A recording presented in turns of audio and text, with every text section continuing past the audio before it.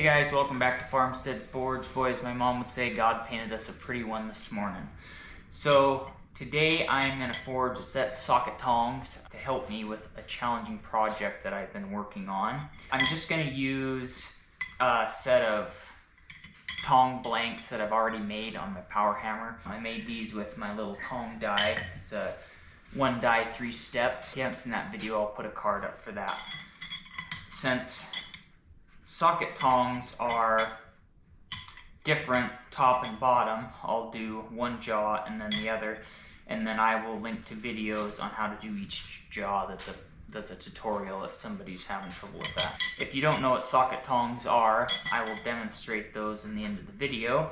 And since the jaws are different, I might have to cut one off or something a little bit depending on how it comes out. If I was to make these from scratch, I would measure them different. But before we get started, I got to run out and check on a cold calf we had this morning. Another reason I'm using blanks is we are starting to lamb and calve right now, and they're on the moving table and it's convenient, so that's what we're doing.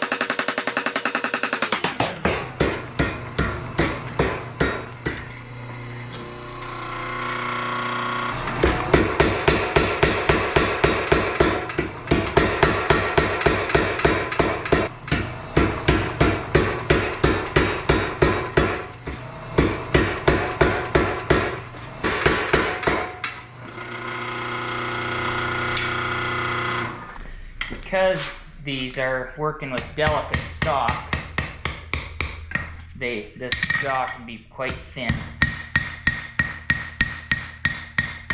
Clean them up in all the normal places.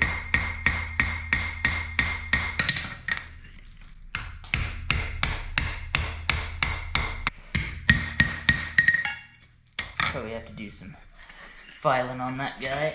Get a nice smooth edge on there. So this would be my scrolling tong side. So I'll put a card in for that video. Same thing, we're just cleaning this up a little bit so everything matches up.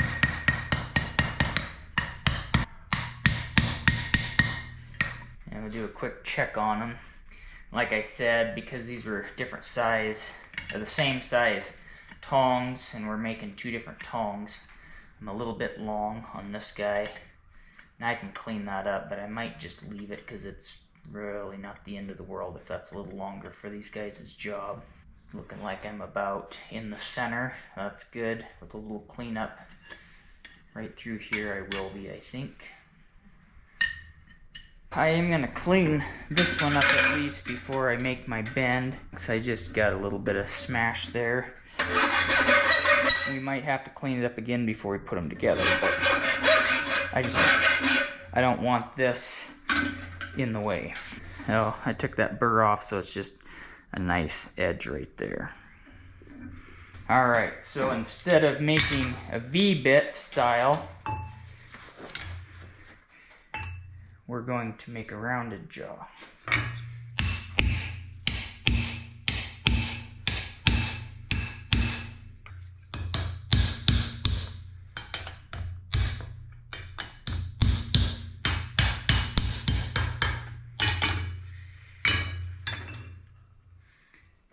Close. Twist it around, straighten it up. I think we'll be alright. Straighten these guys up a touch.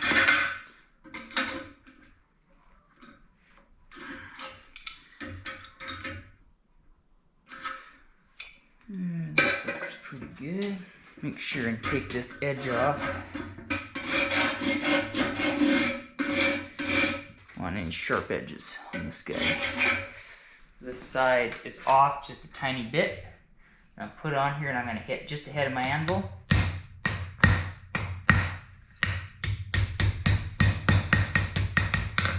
Knocked it over.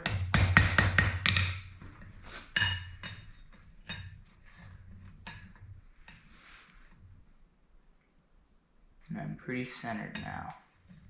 Now we have to have these fitting pretty darn tight. So probably going to try to punch my hole. Yeah, that's centered up on these guys. It might work, but probably just a little bit farther on the inside of things.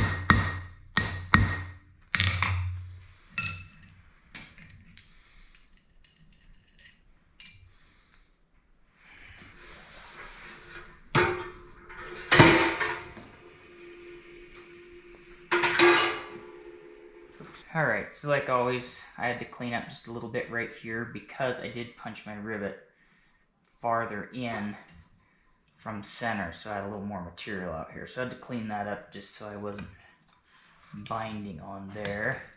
Some of these style tongs you'll see, they're forged out like so. Oops, the other way. So they just have a little narrow spot and they're just touching here. And you can do that, but it's a lot of work. But these ones I just figured would work better for the project that I'm making them for.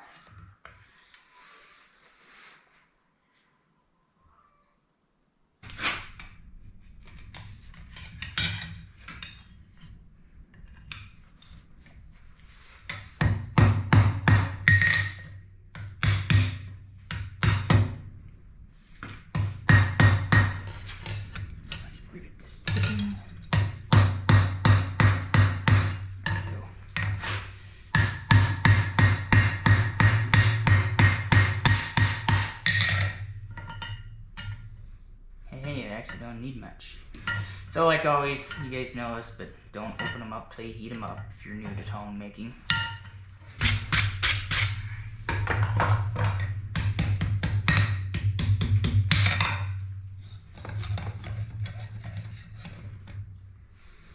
So these were not quite as tight as I wanted them because we're going to be working with pretty delicate stuff.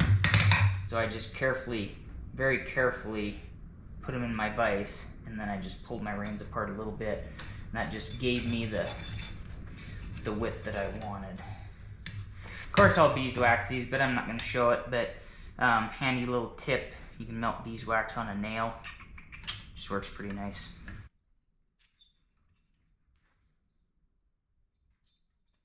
Alright, so socket tongs obviously are for working with sockets. The nice part about them is they don't distort your pipe or your socket. And you can use scrolling tongs obviously, but they just tend to want to walk on you, where these just hold it so nice and in place. And obviously this is a big socket, but the bottom jaw just holds it really nice, keeps it from spinning around. And yeah, I could have cut this one off, but I decided to just leave it. You should be able to grab right at the edge, and it holds it just fine. They're also nice for just if you're working with a piece of pipe. This is obviously thicker stuff. Most sockets aren't this thick, so I sized them for thinner stuff, but you could still hold it plenty good.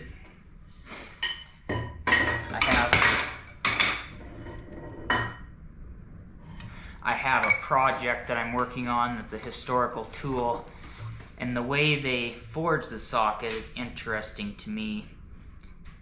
and it's a challenge to forge weld this light sheet metal, and how they inserted this rod on this tool, and then out here a ways it's all flat and stuff. We'll get into that into another video because I plan on making one, but it has been a challenge for me. I don't forge weld this kind of stuff a lot. I do a lot of thick stuff, and it's easy for me to weld thick stuff, but this thin stuff is harder to do. But I picked up a few tips and tricks from an old blacksmith book on helping me with that.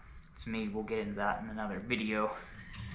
But after I forge weld the socket onto my rod, then I have a whole bunch of work to do out here on this long rod. So it would be nice to have another option for holding these guys while I work on that out here. Guys, I better go check on my little baby calf, make sure she's doing all right. I hope you enjoyed the video. Give it a like, give it a comment, and comment with some of the weird tongs you got in your shop, and maybe we'll build one of those sometime. Remember, keep it simple. We'll catch you in the next one.